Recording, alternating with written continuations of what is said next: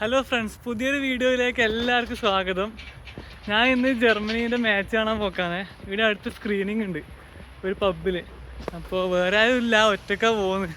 പിള്ളേരൊക്കെ വിളിച്ചു നോക്കി, ആരും വന്നില്ല. അതുകൊണ്ട് ഞാൻ ഒന്ന് പോയി നോക്കാമെന്ന് വെച്ചു. ഇതുവരെ ഞാൻ ഇവിടെ സ്ക്രീനിങ് കാണാൻ പോയില്ല. അപ്പോൾ ഇന്ന് പോയിട്ട് എങ്ങനെയുണ്ടെന്ന് നോക്കാം നമുക്ക്. ഇവിടുന്ന് 1 മിനിറ്റിൽ വണ്ടിയുണ്ട്. ഇവിടുന്ന് നേരെ എർലാങ്കയിൽ പോകണം. ആടെയാണ് എർലാങ്കയിൽ ഏറ്റവും വലിയ സ്ക്രീനിങ്. അവിടെ ടൗണിൽ ഈ വർക്കിലാണ് നടക്കുന്നത്. ഞാനിപ്പോൾ തന്നെ ലേറ്റാണ്. പിന്നെ അവിടെ ഒരു 9:30 എത്തണം. നല്ല ആൾക്കാരുണ്ടാവും. ആദ്യം പോകുന്നവർക്ക് അതിൻ്റെ ഉള്ളിൽ കയറാൻ പറ്റുള്ളൂ. എൻ്റെ ബസ്സങ്ങ് ദൂരേന്ന് വരുന്നുണ്ട്. അപ്പോൾ ബാക്കി വിശേഷങ്ങൾ നമുക്ക് അവിടെ എത്തിയിട്ട് പറയാം. ഞാനങ്ങനെ എർലാങ്കൻ എത്തി. ഇതാണ് എർലാങ്കൻ ബസ് സ്റ്റോപ്പ് വരുന്നത്. അവിടെ ഒരു മഗ്ഡി ഉണ്ട്. ഇനി ഈ വർക്കിൽ പോകണമെങ്കിൽ ഇവിടുന്ന് ബസ് ഇറങ്ങി ഇവിടുന്ന് ഇനി ഒരു 5 മിനിറ്റ് നടക്കാനുണ്ട്. അപ്പോൾ നമുക്ക് നേരെ അങ്ങോട്ടേക്ക് പോവാം. ജർമ്മനിയിൽ നിന്ന് ജയിക്കുവാന്ന് പോലും അറിയില്ല.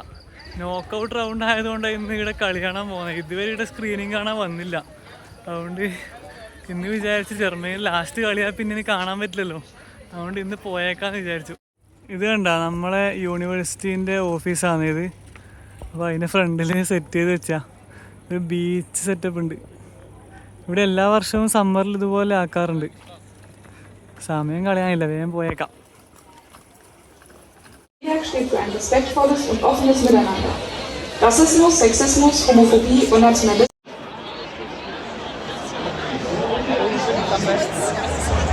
Manu! Manu!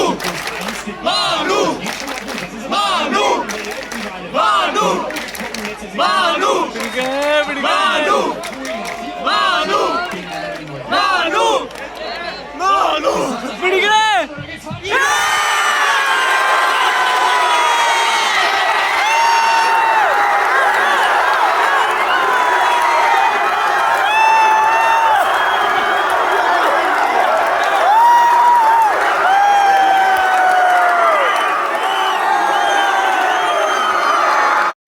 അപ്പോൾ ഇന്നത്തെ കളി കഴിഞ്ഞു. സമയം ഇപ്പോൾ 2 മണി കഴിഞ്ഞേ.